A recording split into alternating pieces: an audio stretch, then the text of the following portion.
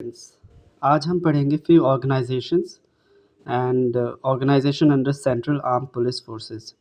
बहुत बच्चों को इसमें प्रॉब्लम्स होती हैं एंड कन्फ्यूजन भी होता है what actually it is. So आज हम जस्ट इसको क्लियर कर लेंगे। Okay, so let us start. So few organisations में BRO, okay, border road organisation, जो कि 1960 में स्टैब्लिश हुआ था, राइट।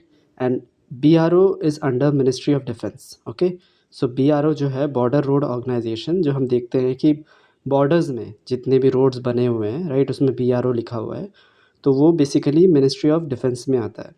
और it develops and maintains the road network in India's border areas friendly neighboring countries as well, like Bhutan, Nepal. Okay, so Bangladesh was used to, but now it's quite not. Okay, so the border area development program, जो कि BADP है, was introduced during 7th 5-year plan in 1985 to 1990 in India. और ये जो programme है aims to meet the special development needs of the people living in remote and inaccessible areas situated near the international borders like Pakistan, China, Nepal, Bhutan, Bangladesh and Myanmar. और हम देखते हैं कि यहाँ पर ऑर्गेनाइजेशन अंडर CAPF, बहुत बहुत confusion होता है इसमें, but most of the exams में ये चीज़ पूछा जाता है। तो फिर सेंट्रल आर्म पुलिस फोर्सेस, इसके अंडर CAPF के अंडर जो एग्ज़ाम होता है ना CAPF का, तो उसके अंडर आपका ITBP आता है, SSB आता है, BSF आता है, असम राइफल्स आता है, सेंट्रल रिजर्व CRPF आता है ना। तो इसमें हम देखते हैं ITBP जो होता है, इंडो तिब्बतन बॉर्डर पुलिस, इसी से पता चलता है कि it is comes under China's border. Okay, India and China के बॉर्डर में आता है ITBP। So it was establish in 1962। तो it comes under ministry of home affairs, है ना। Guards the country's border with China along the Indo Tibetan region. और SSB जो है सशस्त्र सीमा बल, जो कि स्टैब्लिश हुआ था 1963 में, और under the ministry of home affairs ये भी, and guards the country's border with Nepal and Bhutan, है ना।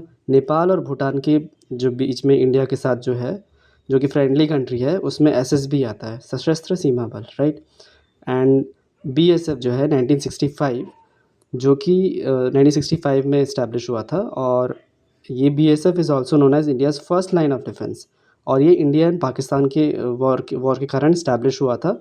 और ये पाकिस्तान और Bangladesh which was used to East Pakistan, अभी बांग्लादेश हो चुका है आफ्टर 1971 मुक्ति युद्धों के बाद।